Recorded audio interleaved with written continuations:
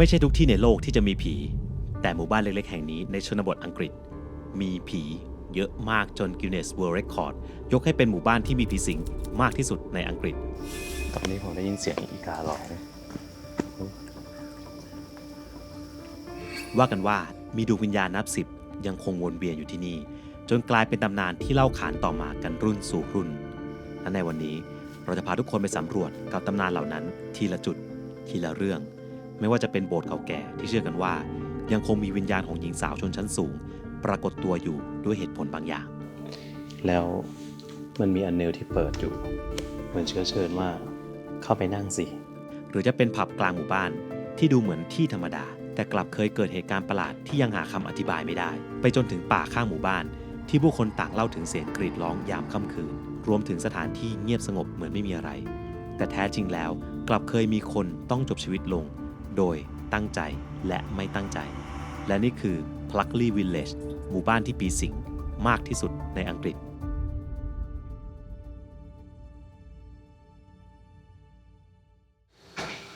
สวัสดีครับทุกคนนะฮะตอนนี้อยู่ที่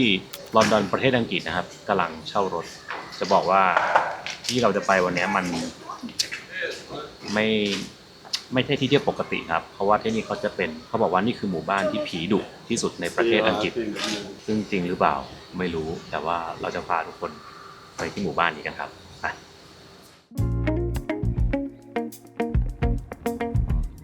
เดินทางรอบนี้สะดวกมากนะครับเพราะเราใช้กระเป๋าเดินทางจาก Baggage Luggage นะครับรุ่นวิลสันกระเป๋าฝาหน้าล้อลื่นนะครับเข็นง่ายแถมยังมีระบบเบรกและยังขยายข้างได้ด้วยนะสะดวกมากนะครับสำหรับนักเดินทางแบบเรานะครับถ้าใครสนใจกระเป๋าแบบเราเนี่ยนะครับสามารถกดเข้าไปดูได้เลยนะครับที่ description ได้เลยนะเราจะแปะลิงก์ไว้ให้ครับตอนนี้อีกประมาณนะครับ12 นาทีเราจะถึงที่หมู่บ้านที่มีชื่อว่า Pluckley Village นะครับก็ตอนนี้เป็นแบบเขาเรียกว่าอะไรอะชนบทอังกฤษแล้วอะข้างทางคือเป็นป่านะครับแล้วก็มีหมู่บ้านเล็กๆมีคนเดินคือ Pluckley Village นะครับจริงๆก็เป็นหมู่บ้านธรรมดานี่แหละแต่ว่าที่มันมีชื่อเสียงจริงๆเพราะว่ามันลง Guinness World Record มีรายงานว่ามีผีเยอะที่สุดในอังกฤษเหรอแค่ในอังกฤษบางทีผมก็สงสัยว่ากินเนสหลังๆนี่คือแบบอะไรที่มันพิสูจน์ไม่ได้ก็ลงเหรอแต่คืออันนี้เขาก็อาจจะเป็นเพราะมันมีรายงานเยอะจริงๆนะฮะและจริงๆเขามีถึงขั้นมีการแบบซื้อทัวร์นะครับซื้อทัวร์เพื่อมาที่หมู่บ้านนี้โดยเฉพาะก็มีเพราะว่ามันมีตำนานแบบผี12ตัวที่แบบเป็นระดับตำนานนะแต่จริงๆในปัจจุบันคือตำนานมันมากกว่า12แล้วนะคือมันแบบมีเยอะมาก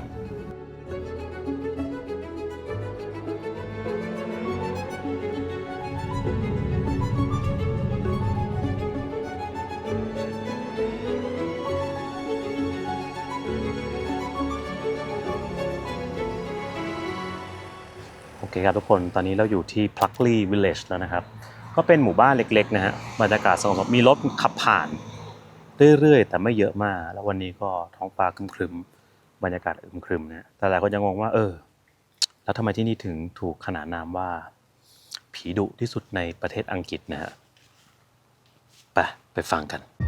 ตอนนี้นะครับเราอยู่กันที่ Pluckley Village นะครับเป็นหมู่บ้านเล็กๆแห่งหนึ่งในเมืองเคนนะซึ่งอยู่ทางตะวันออกเฉียงใต้ของอังกฤษครับถ้าดูเผินๆเนี่ยมันคือหมู่บ้านในชนบทที่ดูเงียบสงบใช่ไหมแต่จริงๆแล้วเนี่ยนะครับที่นี่กลับมีชื่อเสียงโด่งดังในเรื่องผีครับเรื่องเล่าผีของที่นี่ครับถูกพูดถึงต่อกันมาหลาย10 ปีเลยนะแต่คำถามคือทำไมหมู่บ้านนี้ถึงกลายเป็นหมู่บ้านผีสิงไปได้ล่ะต้องบอกก่อนนะครับว่า Pluckley เป็นหมู่บ้านที่เก่าแก่มากแล้วนะครับมีประวัติยาวนานกว่า1,000 ปีผ่านทั้งสงครามการจลาจลโรคระบาดรวมถึงยุคที่อังกฤษครับเจริญรุ่งเรืองจากอุตสาหกรรมสิ่งทอแต่จุดเริ่มต้นของเรื่องเล่าผีที่ทุกคนทั่วไปรู้จักครับเริ่มต้นจากชายที่มีชื่อว่าเฟรเดริกเซนเดอร์สนะครับผมเขาเกิดและเติบโตในหมู่บ้านนี้ครับและได้ยินเรื่องผีมาตั้งแต่เด็กจากนั้นครับทั้งปู่และย่าของคนในชุมชนเนี่ยซึ่งในช่วงปี 1955 ครับเขาได้รวมเรื่องราวเหล่านั้นเอาไว้ในหนังสือที่มีชื่อว่า Pluckley Was My Playground ครับเป็นหนังสือที่เล่าเรื่องราวความทรงจำในวัยเด็กครับรวมถึงตำนานผีในหมู่บ้านซึ่งหนังสือเล่มนี้นี่แหละครับที่จุดกระแสให้คนเนี่ยเริ่มสนใจและในเวลาต่อมาครับหมู่บ้านนี้ก็ถูก พูดถึงมากขึ้นเรื่อยๆจนกระทั่งในปี 1989 พลักลีถูกบันทึกลงใน Guinness World Record ว่าเป็นหมู่บ้านที่มีผีสิงมากที่สุดในอังกฤษว่ากันว่านะครับมีวิญญาณที่ยังวนเวียนอยู่ที่นี่ไม่ต่ำกว่า 12 ดวงและบางคนก็เชื่อนะครับว่ามันมีมากกว่านั้นด้วยและในวันนี้แหละครับเราจะไปสำรวจที่หมู่บ้านแห่งนี้กันทีละจุดทีละตำนานว่าในความเงียบสงบของที่นี่ซ่อนเรื่องราวอะไรไว้บ้างนะซึ่งเดี๋ยวที่แรกเราจะไปเนี่ยต้องบอกว่าเราอาจจะไปไม่ครบ12จุดไม่ใช่12จุดสิหมายถึงว่าผี12ตัวเนี่ยที่ดังที่สุดนะฮะที่เขาจะมีทัวร์มาดูเราไม่น่าจะไปดูครบนะฮะแต่ว่าเราจะไปให้มากที่สุดเพราะว่าไม่รู้มันอยู่ตรงไหนบ้างที่แรกคือโบสถ์เซนต์นิโคลัสจริงๆหมู่บ้านสวยมากนะแต่ก็ดูน่ากลัวและแน่นอนผมได้พาคนไทยนะครับมาเพิ่มตำนานหมายถึงว่ามาเพิ่มตำนานขีดเขียนลงไปในการเล่าขาน และนั่นครับสาวผู้กล้า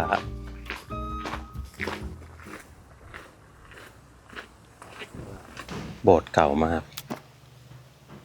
เขาบอกว่าตระกูลเดอริงเนี่ยครับก็มีความเกี่ยวข้องกับโบสถ์นี้แล้วก็ฝังเขาเรียกว่าอะไรนะสุสานของตระกูลเนี่ยครับก็อยู่ข้างในโบสถ์แต่ที่นี่ไม่ได้มีแค่วิญญาณที่เกี่ยวข้องกับตระกูลเดอริงนะครับแต่มีตัวอื่นอยู่ด้วยซึ่งเป็นใครนั้นไปฟังครับเราจะพาทุกคนนะครับมาที่อีกหนึ่งจุดสำคัญของหมู่บ้านครับนี่คือโบสถ์เซนต์นิโคลัสนะครับเป็นโบสถ์เก่าแก่ใจกลางหมู่บ้านที่มีอายุกว่า900ปีแล้วนะบริเวณรอบๆโบสถ์แห่งนี้ครับถูกใช้เป็นสุสานสำหรับตระกูลสำคัญของหมู่บ้านนั่นคือตระกูลเดอริงนั่นเองนะอันนี้ต้องเล่าย้อนกลับไปก่อนนะครับว่าตระกูลเดอริงเนี่ยนะครับเป็นตระกูลขุนนางที่ปกครองดินแดนแถบนี้มาตั้งแต่ช่วงศตวรรษที่15นะครับซึ่งตรงนี้เองครับเป็นที่มาของตำนาน Red Lady เขาเชื่อกันว่าเธอคือหนึ่งในสมาชิกของตระกูลเดอริงโดยบางตำนานเล่าว่านะครับเธอเสียชีวิตจากการคลอดลูกครับทำให้กลางดึกในบางคืนเคยมีคนเห็นเธอเดินวนเวียนอยู่ตรงสุสานเหมือนกำลังหาอะไรบางอย่างซึ่งก็เชื่อกันว่านี่คือหลุมฝังร่างลูกของเธอที่จากไปครับแต่ใช่ว่าเธอจะเป็นวิญญาณเพียงหนึ่งเดียวในโบสถ์แห่งนี้นะครับเพราะที่โบสถ์แห่งนี้ยังมีเรื่องเล่าของไวท์เลดี้ด้วยตามตำนานนะครับเธอคือภรรยาของลอร์ดเดอริงคนหนึ่งเมื่อหลายร้อยปีก่อนว่ากันว่าเธอเป็นหญิงสาวที่งดงามมากจนหลังจากที่เธอเสียชีวิตครับสามีของเธอเนี่ยได้สั่งให้เก็บร่างไว้ในหีบไม้โอ๊กโดยภายในโลงนะครับมีตะกั่วซ้อนกันอยู่หลายชั้นเพื่อรักษาความงามของเธอไว้ให้ยาวนานที่สุดหลายๆคนเชื่อนะครับว่าเธอยังคงปรากฏตัวให้เห็นอยู่ในโบสถ์มาจนถึงปัจจุบันนั่นเองและจริงๆแล้วเนี่ยนะครับเรื่องเล่าของหญิงสาวทั้งสองคนนี้ก็มีความคล้ายกันอยู่หลายอย่างนะบางแหล่งข้อมูลก็บอกว่าเรื่องของ Red Lady จริงๆแล้วก็คือเรื่องเดียวกับ White Lady นั่นแหละเพียงแต่เมื่อเวลาผ่านไปเรื่องเล่าก็อาจจะถูกเล่าผิดเพี้ยนแต่แขนงออกเป็นหลายเวอร์ชั่นจนเราแยกไม่ออกว่าทั้งสองคนนั้นคือคนละคนหรือจริงๆแล้วเธออาจจะเป็นคนเดียวกันมาตั้งแต่แรกก็ได้ครับไม่แน่ใจว่าเป็นสุสานของใครอันนี้แต่ว่ามีการล้อมรั้วทำไมนะนี่มันต้นไม้แบบตามพล็อตเลยพล็อตหนังอะ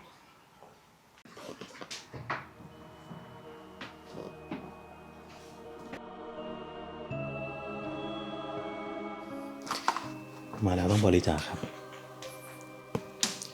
วันนี้เขาโดเนทด้วยการใช้บัตรเครดิตแตะได้เลยนะครับ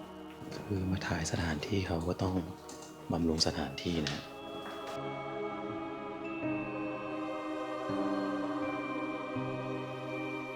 แต่นี้มีคนเขาเขียนด้วยนะว่าเขามาตาม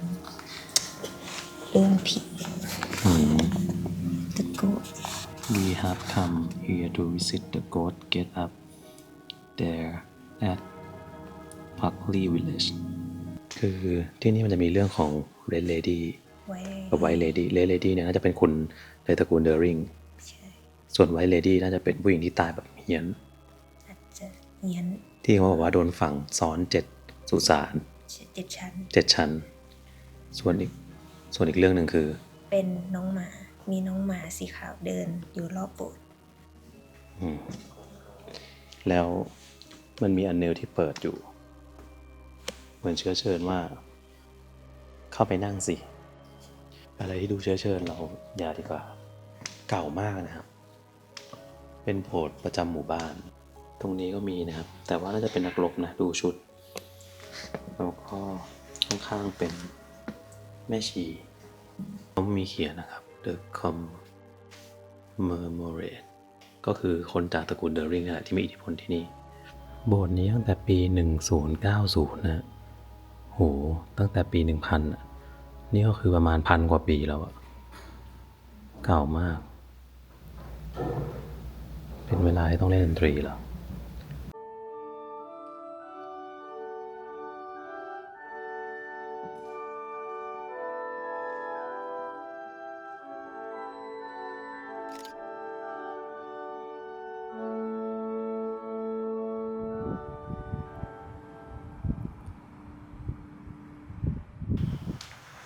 เหมือนเขามาเล่น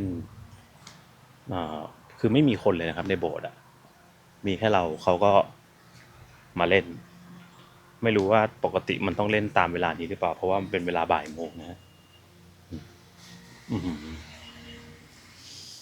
โหตรงนี้น่ากลัวมากแค่เดินผ่านเท่านั้น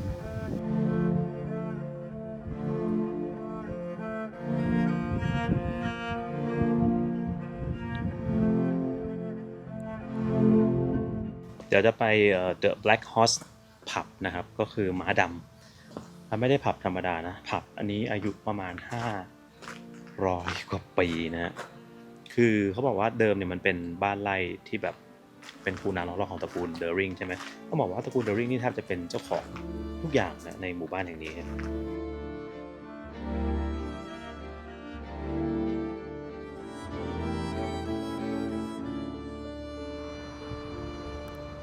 ใหญ่มากอันเนี้ยร้านเบ้อเริ่มเลย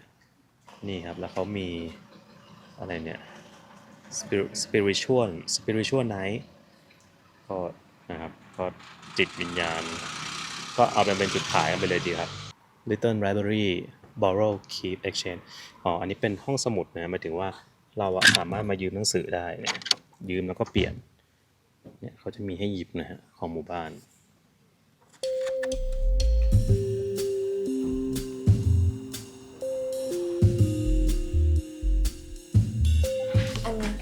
นี่ไง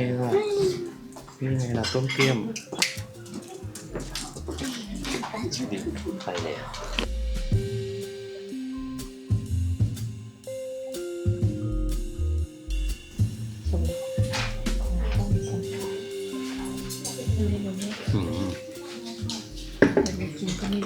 อร่อยมาก อีกที่หนึ่งในหมู่บ้านนี้ครับที่มีคนพูดถึงกันเยอะมากครับก็คือผับที่มีชื่อว่า The Black Horse นะครับเป็นผับเล็กๆที่อยู่กลางหมู่บ้านเลยนะดูเผินๆเนี่ยอาจจะเหมือนกับผับเก่าแบบคันทรีทั่วไปนะแต่ถ้าย้อนกลับไปดูจริงๆแล้วเนี่ยนะครับอาคารหลังนี้ถูกสร้างมากว่า500 ปีแล้วนะครับเมื่อก่อนเนี่ยเคยเป็นบ้านของตระกูลเดอริงเนี่ยนะแต่พอเวลาผ่านไปก็ถูกเปลี่ยนให้มาเป็นผับแล้วก็ยังคงโครงสร้างเก่าๆเอาไว้เหมือนกับว่าเรากำลังเดินอยู่ในบ้านโบราณจริงๆนะและเรื่องที่ทำให้ผับนี้เป็นที่พูดถึงมากที่สุดไม่ใช่แค่เพราะมันเก่าครับแต่เพราะตำนานผีล่องหนที่อยู่ในร้านต่างหากเขาว่ากันว่าวิญญาณตนนี้ชอบแกล้งคนครับมีสิ่งของบางอย่างที่วางอยู่ดีๆเนี่ยก็ขยับเองได้อย่างเช่นเก้าอี้ที่อยู่ๆเนี่ยก็เคลื่อนที่เองได้แถมยังมีสิ่งของที่หายไปเฉยๆด้วยนะเป็นเสื้อผ้าบ้างของใช้บ้างแต่พอเวลาผ่านไปหลายวันมันก็กลับมาโผล่อยู่ในร้านแบบงงๆเคยมีผู้จัดการคนหนึ่งเล่าไว้ว่าในวันอาทิตย์แรกที่เธอเข้ามาทำงานตอนกำลังเตรียมตัวเปิดร้านช่วงเที่ยงเธอเห็นแก้วชั้นบนค่อยๆเลื่อนตัวเองออกมาทีละนิดครับจนเกือบตกจากชั้นทั้งที่ไม่มีลมและไม่มีใครอยู่แถวนั้นเลยและไม่ใช่แค่พนักงานเท่านั้นนะครับลูกค้าหลายคนก็เจอเหมือนกันหลายคนบอกว่าเห็นเด็กเล็กคนนึงครับวิ่งเล่นอยู่ในผับซึ่งบางคนก็เชื่อนะครับว่าอาจจะเป็นวิญญาณของเด็กคนนี้เนี่ยแหละที่คอยแกล้งคนในผับนี้นี่เองแขวนผีไว้หน้าห้องเลยเหรอนะฮะเป็นเคล็ดออกมาแล้วนะฮะเขาไม่ได้ให้ถ่ายข้างในทั้งหมดนะฮะคือตอนแรกเดินเข้าไปถ่ายใช่ไหมแล้วเขาก็แบบถ่ายได้ข้างหน้านะแต่ว่าโซนข้างหลังไม่ให้ถ่ายก็เลยแบบแปลกๆ ทำไมไม่ให้ถ่ายหมดทั้งที่ข้างหลังก็เป็นที่นั่งปกตินะฮะนั่นแหละหรือเขากลัวเราถ่ายติดอะไรสักอย่างนะฮะก็ที่นี่ก็จะเป็นอีกจุดหนึ่งครับที่มีตำนานเรื่องเล่านะฮะมากมายแต่ก็เป็นผับที่สวยดีนะครับแล้วก็ดูแบบโฮมมี่นิดนึงบ้านๆกันเอง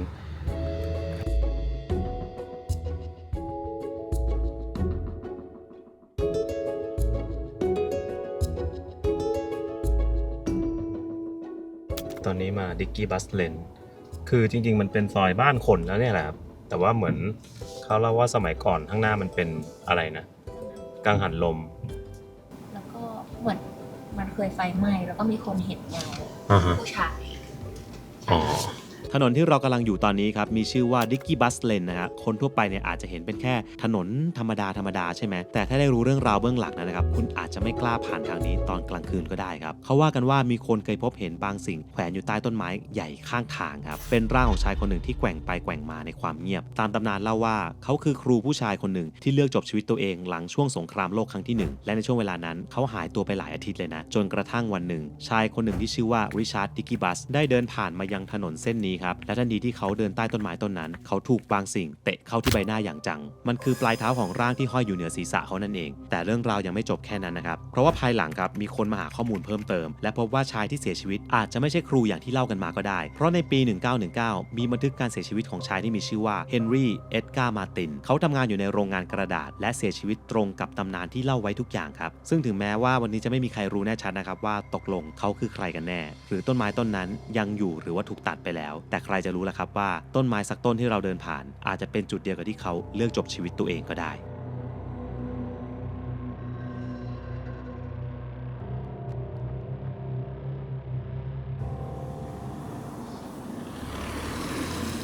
ตรงนี้มันเป็นจุดข้างทางครับชื่อว่า Pinnock Bridge นะครับคือสมัยก่อนมันเป็นสะพานเล็กๆเนี่ยแต่ว่าปัจจุบันมันไม่มีสะพานแล้วนะแล้วป้ายมันเก่ามากนะครับทุกคนเดี๋ยวผมจะพาไปดูป้ายนะเนี่ยนี่คือป้ายแบบโบราณมาก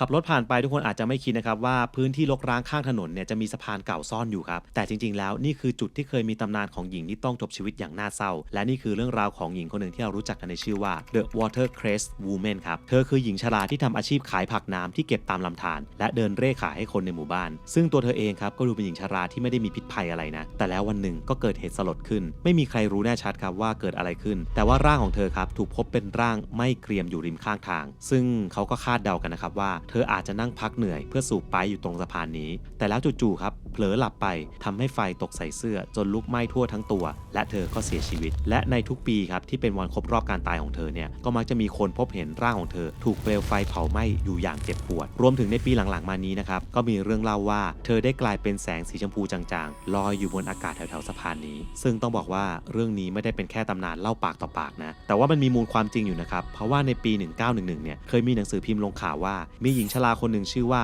ซาร่าชาร์ปถูกพบว่าเสียชีวิตจากการถูกไฟเผาทั้งตัวจริงๆและก็เป็นเรื่องที่เกิดขึ้นในบริเวณหมู่บ้านนี้จริงๆด้วยนั่นเองเรื่องเล่าของ Watercress Lady นะครับก็เป็นหญิงชราที่เขาชอบแบบสูบไปหรือสูบบุหรี่นี่แหละนั่งอยู่ริมแถวสะพานใช่ไหมแล้วก็อย่างที่เมื่อกี้ทุกคนได้ฟังก็คือเธอถูกไฟคลอกแล้วโดดลงน้ำเสร็จอาบน้ำไม่ใช่อาบน้ำว่ายน้ำไม่เป็นอีกนะคือทุกวันนี้มันไม่มีแล้วสะพานนี้แต่เขายังคงมีป้ายเอาไว้อยู่ซึ่งก็คือป้ายนี้คือเขาเอาป้ายไว้เพราะว่ามันเป็นเรื่องเล่าแหละ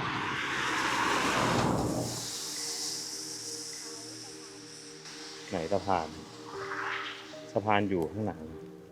อ๋อตรงนี้ปะอ๋อนี่เราอยู่บนสะพานใช่ไหมก่อนถนนจะตัดมาปะเนี่ยฮะแล้วก็มันนี่คือสะพานนี่คือน้ำคือเรื่องเล่าเขาเล่าว่าคนชอบเจอเป็นผู้หญิงนั่งสูบไฟอยู่ตรงนี้เลยตามเรื่องเล่านี่เพราะว่าข้างหลังเนี่ยครับเป็นลำธารแต่ตอนนี้น้ำมันแห้งนะเนี่ยฮะแปลว่าตรงนี้คือสะพานเก่าคือตอนนี้มันดูไม่เหมือนสะพานแล้วเพราะว่าถนนมันสร้างยาวมาถึงนี่แล้วมันเป็นลำธารยาวถึงนู่นเลยแต่ว่าจริงๆตรงนี้คือสะพานไม่ใช่ถนนนะถนนน่าจะมาทำทีหลัง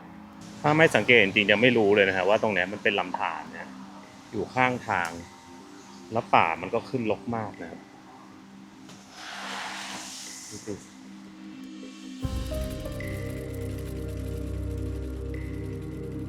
แล้วก็ต่อไปเป็นจุดสุดท้ายที่เราหาเจอนะครับเพราะว่า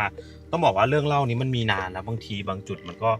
หายไปตามกาลเวลาเพราะแบบมีการสร้างใหม่นู่นนั่นนี่ทับไปหมดอะไรเงี้ยก็ไม่เหมือนเดิมนะฮะโอเค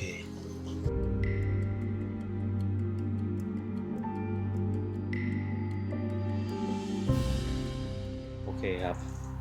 จุดสุดท้ายนะครับจริงๆไม่ใช่จุดทั้งหมดนะฮะแต่ว่าเป็นจุดสุดท้ายที่เรารู้พิกัดนี่คือ Daring Wood นะครับหรือว่ามีฉายาเรียกว่า Screaming Wood ก็คือเป็นป่าแห่งการกรีดร้องเขาบอกว่าตอนดึกๆเนี่ยตอนกลางคืนจะชอบได้ยินเสียงกรีดร้องออกมานะครับก็คือมีชายคนที่แบบถูกดินถมทับบ้างนะมีเรื่องเล่าของนายพลมีเรื่องนักศึกษาหายมีเรื่องของคนที่มาล่าท้าผีนี่แหละคือปกติคนจะเข้ามาล่าท้าผีที่นี่ตอนกลางคืนนะแล้วก็มีคนหลงทางนะครับหลงป่าแล้วหายไปด้วยก็มีซึ่งเรื่องเล่าสตอรี่เยอะมากความรู้สึกเดียวกับตอนที่เราไปป่าคอตตที่ญี่ปุ่นมันฟีลคล้ายๆกันแต่เดี๋ยวเขาบอกว่าเส้นทางเดินมี2เส้นนะฮะสีขาวกับสีแดงใช่ไหมสีขาวหรือสีเหลืองนี่แหละแต่ว่าจะเลือกทางที่สั้นกว่านะครับใช้เวลาเดินประมาณ25นาทีได้ พี่เห็นฝรั่งเขาเข้าไปตรงนี้นะ ใช่ฝรั่งก็เข้าไปกัน มาเดินป่ามาล่าท้าผี ดูป่าดิมีต้นไม้หน้าตาน่ากลัวเนี่ย มีประชากรทั้งหมด4 คันนะครับ ที่มาจอดตรงนี้ก็คือ ทุกคนน่าจะอยากสำรวจหรือไม่ก็พาหมามาเดินเล่นแบบ พาหมามาเดินเล่นใช่ มีคนพาหมามาเดินเล่นจริงๆ ดูดิรอเจอคน Oh, so just, stop it. ดู Come แล้ว on, silly dogs. Have a nice walk. Yeah, thank you you too Have a nice day น่ะ งับเหรอ นับเล่นเล่นนับเล่น แปลว่าคุณโดนมาร์กแล้ว no camping no fire no barbecue อ๋อ no biking โอเค อ่ะ เรามาดูกันนะครับ เส้นสีเหลืองฮะ คือจะวนรอบนี้เลย ยาวหน่อย ส่วนเส้นสีม่วง มีเส้นสีม่วงเลยสีม่วงยาวมาก สีม่วงนี่ อ๋อ เส้นทางของม้า ใช่เนี่ยมีมาร์กอยู่บนต้นไม้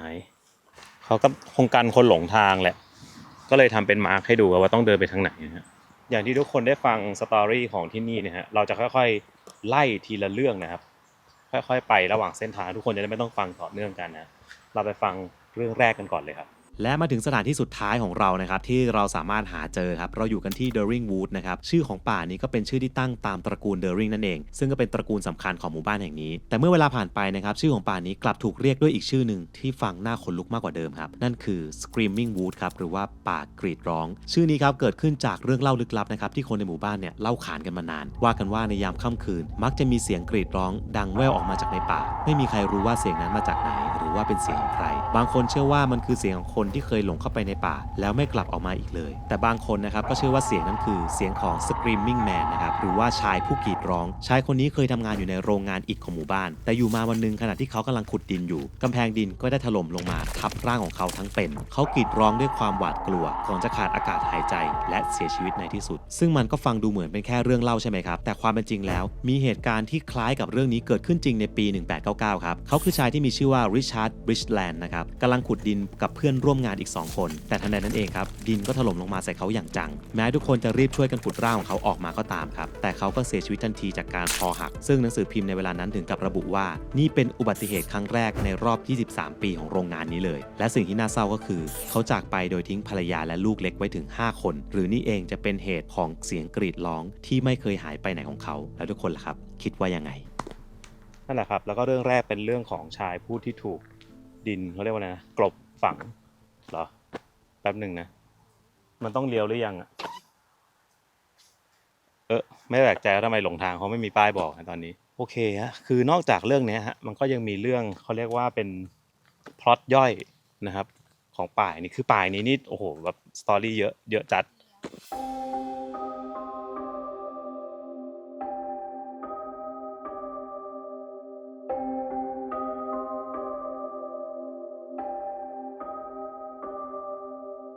นอกจากเรื่องของเขาเรียกว่าอะไรนะครับชายขุดดินนะก็ยังมีอีกนะครับเป็นเรื่องราวของโจรทางหลวงอ่ะไปฟัง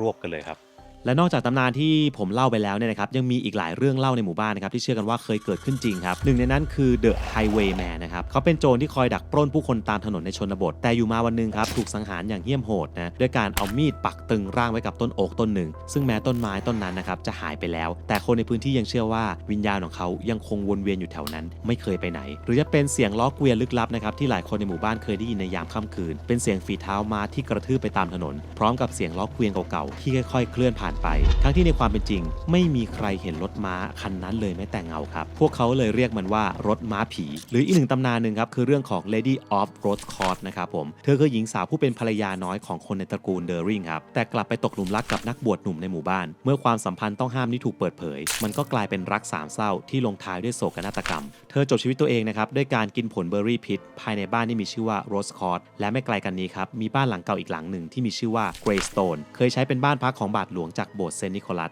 ว่ากันว่านักบวชคนนั้นคือชายผู้มีสัมพันธ์กับ Lady of Roscoff นะครับและเขาก็เสียชีวิตในบ้านหลังนี้เช่นกันในปี 1989 มีนักข่าวชาวอเมริกันคนหนึ่งอ้างว่าเขาเห็นร่างของนักบวชลอยอยู่หลังบ้านของ Greystone และนั่นคือครั้งสุดท้ายที่มีคนยืนยันว่าเห็นวิญญาณของเขาครับนี่ยังไม่นับพวกสตอรี่ที่อยู่ในเน็ตนะซึ่งจริงๆก็ต้องบอกว่าบางเรื่องก็อาจจะไม่เคยเกิดขึ้นจริง ด้วยซ้ำนะแต่บางเรื่องก็เคยมีเหตุการณ์เกิดขึ้นจริงๆนะครับแล้วก็ถูกเอาไปลือต่อต่างๆนานาว่ามันเคยเกิดเหตุการณ์อย่างนั้นอย่างนี้แล้วก็มีคนมาเห็นอย่างนู้นอย่างนี้อะไรเงี้ยแต่พูดตรงผมพูดจากใจนะป่ามันน่ากลัวพอสมควรเลยฮะไม่ได้แบบมันวังเวงอะแล้วถ้าเดินกลางคืนนี่ไม่ต้องห่วงเลยนะนี่เป็นจุดหนึ่งที่แบบฝรั่งเขาชอบมาล่าท้าผีกันนะฮะที่นี่แต่บางคนก็อาจจะไม่คนแถวนี้ที่หมู่บ้านนี้ก็คงรู้สึกเฉยๆอ่ะรู้สึกแบบก็คือเป็นที่พาหมาเดินเล่นอ่ะนึกออกไหมเหมือนเดินในสวนอ่ะไหนทุกคนดูดิคือพอหมดทางเดินเข้าไปข้างในอ่ะมันทึบแบบทึบมากอ่ะตอนนี้ผมได้ยินเสียงอีการ้องออกฝนใช่ไหมมีอะไรสักอย่างอยู่ในนั้นครับผมเห็นต้นไม้ขยับลงเลยน่าจะเป็นกระรอกไหมเนี่ยเห็นปะเป็นสิ่งมีชีวิตที่มีน้ำหนักนี่อาจจะเป็นเหตุผลที่มีคนชอบเล่าว่าเห็นเงาอะไรนู่นนั่นนี่เพราะว่าป่ามันทึบถ้าสมมติว่าไม่มีจริงอ่ะก็แปลว่ามันพอมันอยู่ป่าเงี้ยมันหลอนได้หมดนึกออกไหม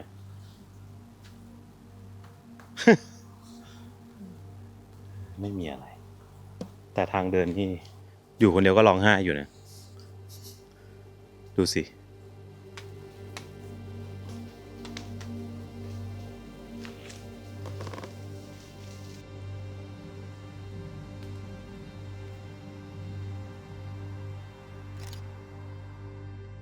มีเสียงเด็กตะโกนอยู่ข้างหน้า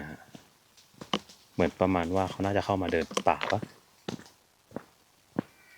ไม่ใช่ว่าเดินไปไม่มีใครนะ เดินไปไม่มีใครนี่ผมหลอนแล้วนะโอ้ข้างหน้าต้นไม้ล้มนะครับเห็นไหมต้นไม้ปิดทาง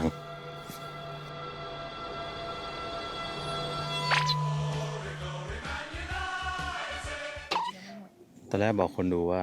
ได้ยินเสียงเด็กไหมครับถ้าเดินไปแล้วไม่มีแล้วก็ ดีนะว่ามีมีรถเข็นเลย มีหลายคนด้วยสบายใจทางเดินแคบมากต้นไม้ล้มเนี่ยนี่ฮะเมื่อชีวิตมาถึงทางแยกไม่ได้แยก2ทางนะครับ1 2 3 4 5ครับ5แยกลาดพร้าวทุกคนแต่เราจะเลือกทางนี้เพราะเราเดาจากทิศทางอ๋อมี6เหรอ6ทางเราเลือกเส้นทางที่6นะฮะถ้าถามผมอะอย่าตกใจเสียงจิบจิบเสียงหนูปะทางไม่น่าเดินเลยดูสิแคบแล้วมันไม่รู้ว่า2ข้างทางข้างขวากับซ้ายมันรกมากรกแบบไม่รู้ว่ามีอะไรอยู่อะต้นไม้มันขึ้นเป็นต้นใหญ่ฮะแล้วมันเห็นว่ามีอะไรอยู่รอบๆบ้างแต่เนี้ยมันคือเป็นเนี่ยพุ่มๆอย่างเงี้ยมันไม่ได้กลัวแค่สิ่งลี้ลับมันกลัวสิ่งมีชีวิตอย่างอื่นด้วยผมมั่นใจเลยว่าเราอยู่ในที่อย่างเงี้ยเราถ้าจินตนาการนะฟังเรื่องมาก่อนประสาทหลอนนะพอประสาทหลอนเสร็จเกิดอะไรจินตนาการเนี่ยก็อาจจะรู้สึกว่าไอ้นู่นเป็นไอ้นั่นไอ้นั่นเป็นนี่เป็นไอ้นั่นแล้วก็เป็นข่าวลือขึ้นมาได้อันนี้พยายามมองในมุมความเป็นไปได้เนี่ยมีอะไรอยู่ในป่าแน่ๆน่าจะเป็นสิ่งมีชีวิตตัวเล็กๆนะผมเดาว่ากระรอกอะไรอย่างนี้ปะแต่เมื่อกี้เขาเขียนนะว่าข้างหน้าว่าที่นี่มีเป็นป่าแล้วก็มีตัวสัตว์มีชีวิตอยู่ไม่รู้ตัวอะไรบ้าง